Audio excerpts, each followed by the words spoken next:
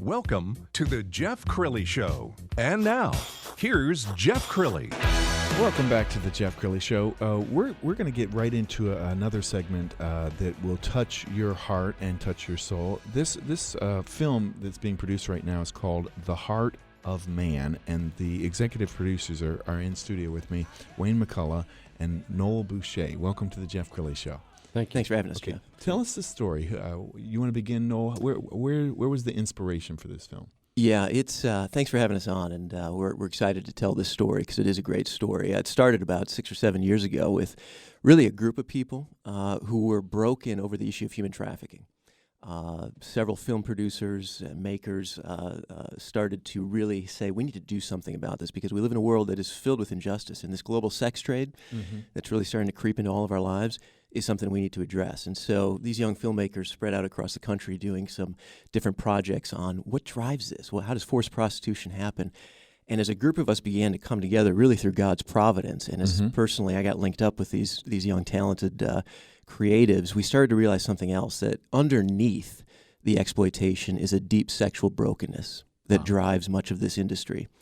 Whether that's brothels in Asia, whether that's street prostitution here, escort services, the porn industry, these are things that all have a soil of brokenness out of which these injustices creep. So it brought us together about 3 or 4 years ago to create a film that really addressed that, because while many people are looking at the supply side, how do we free people who are caught in sex slavery or sexual addiction, how do we actually provide something that's going to help people heal and tell God's story of redemption? And so a few years ago, we linked up, and I was able to connect with these creatives in my role at Pure Hope, and then introduced Wayne McCullough, who's become one of our core executive producers on the project, to lead us to a place where we've created a docudrama that's been viewed already in trailers and featurettes by millions of people across the globe, leading to healing, leading to hope in a place that the church or even society has not provided any answers. And I think we're really undermining the guilt and shame that drives so much of the problems we see around us. And so, Wayne, is the film aimed at men? That's a great question. It is, although it really gets to the heart of all humans, right? Because there's brokenness on both sides. The beginning, and Noel touched on this, is Tony Anderson likes to say there's a demand problem really at the end of the day. And he was going over into Europe, into Russia, into Taiwan, and various other places, kicking brothel doors down. And he realized that you just can't, you can do that only so many times until I stop the demand. The guy from Kentucky doesn't end up in Taiwan just by happenstance. Right. We don't wake up one day with a 13-year-old girl in a brothel. It's a process. And so what I began to see is it really starts way earlier than that. You don't wake up with 6 affairs. It's a process, and maybe it starts with watching a little pornography here. And so it was really, how can we stop that process? Now, we did discover as time passed that this hits a lot of women at home, is they have sexual brokenness as well, or they're the victims, or they're the abused, or they have issues themselves. And it really is a film about freedom for women, and it's been fascinating. So, Noel, describe the film for me. In the film, do we hear from real men, or are these actors? Or? Yeah, it's a very unique project, and we have felt that all the way since the beginning. It's a docudrama, so in other words, we have stories of real people who are telling their journey from pain, brokenness. It could have started with child sexual abuse. It could have started anywhere along their lives. And they're sharing their stories of redemption. And it's coupled with a cinematic retelling of the prodigal son parable, shot in Hawaii. I mean, all out world-class production with drones, with incredible special effects that really weaves together what does a person go through when I'm suffering from the isolation of the results of abuse or of addiction and the secrets in my life that tear apart my heart, tear apart my marriage. So it's woven together in a way that is really unique. The MPAA didn't even have a category for this because usually a docudrama is going to reenact stories that are being told. This is stories being pulled through the grid of a standalone cinematic retelling, again, of one of the world's greatest stories, the prodigal son. And so it brings hope and healing in a very unique way. How will where are you in the process? You guys are still raising money? So we can both comment on this. The film is finished and in the can, as they would say. And I should say, for what have we spent at this point? $980,000? Just about that. Just about. And it looks like a $15 million film. It's truly astonishing what our artistic directors have done. But yes, you can go much further on this, but we are to the point now, what does the distribution look like? what does the back end content look like? Because what we don't want to do, because there was people crying at the film. We aired at Highland Park Village for a private screening for about 186 people.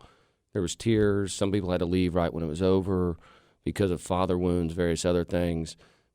But it's not any good if we don't bring something on the back end to say, okay, now here's how we heal it, right? Drive-by evangelism is a dangerous game, which is you're broken, figure it out.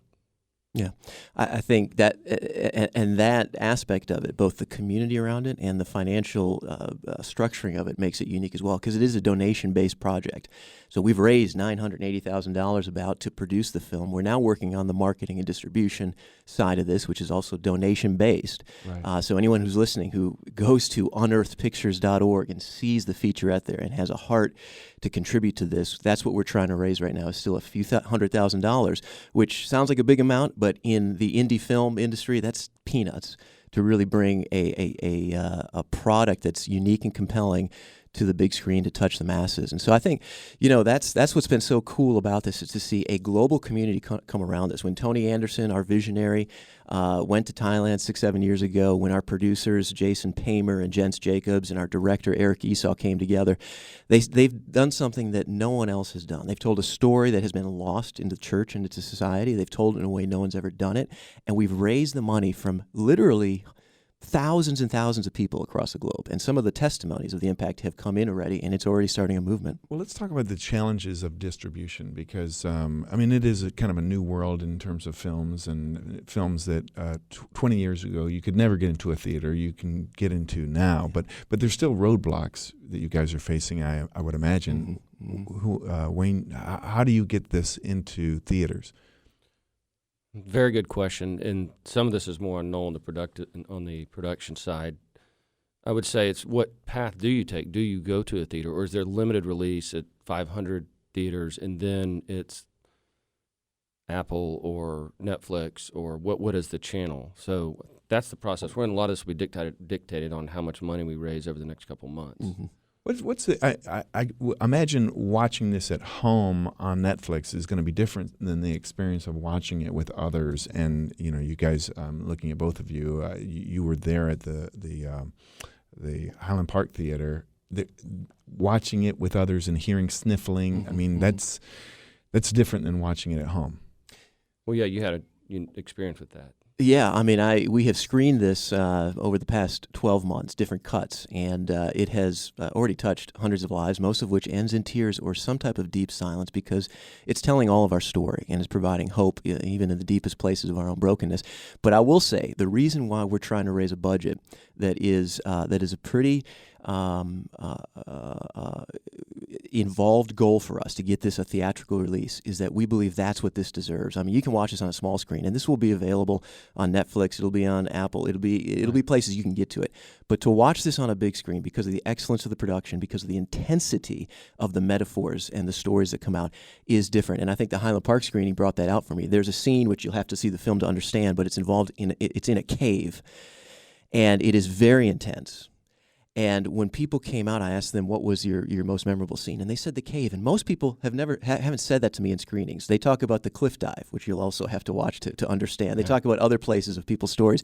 But in this cave, it was brought to life by the speakers in the theater, by the screen, in a way that I think is so compelling. And that's why our team says, we could throw this up for free on any platform right now, and it'll change lives across the world.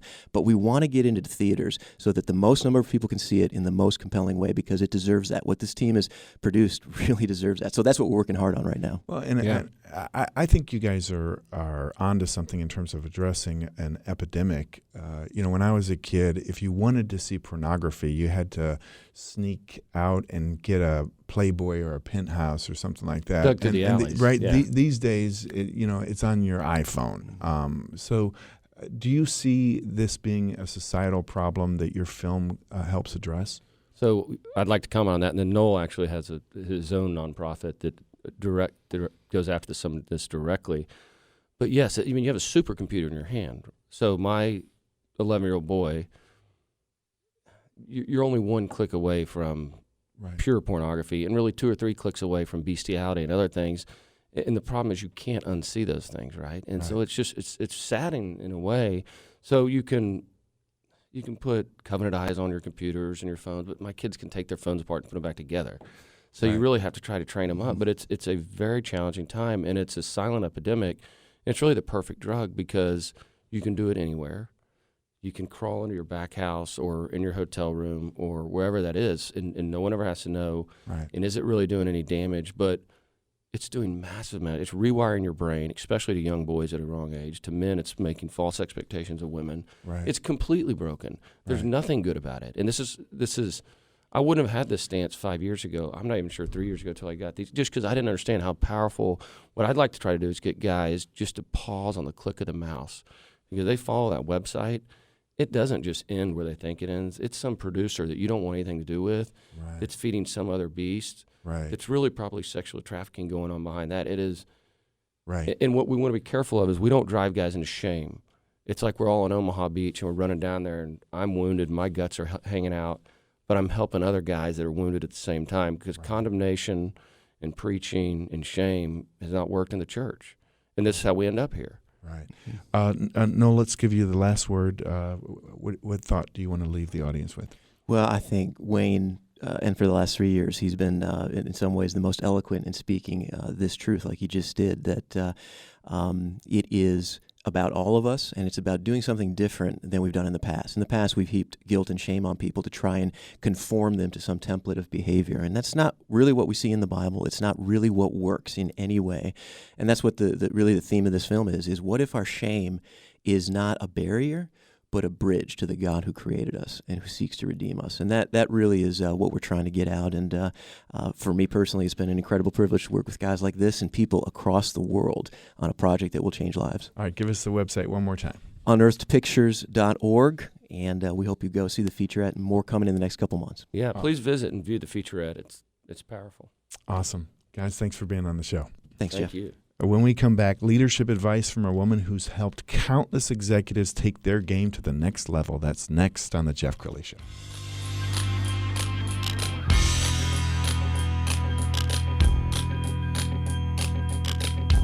You're listening to The Jeff Crilley Show on Talk Radio 1190.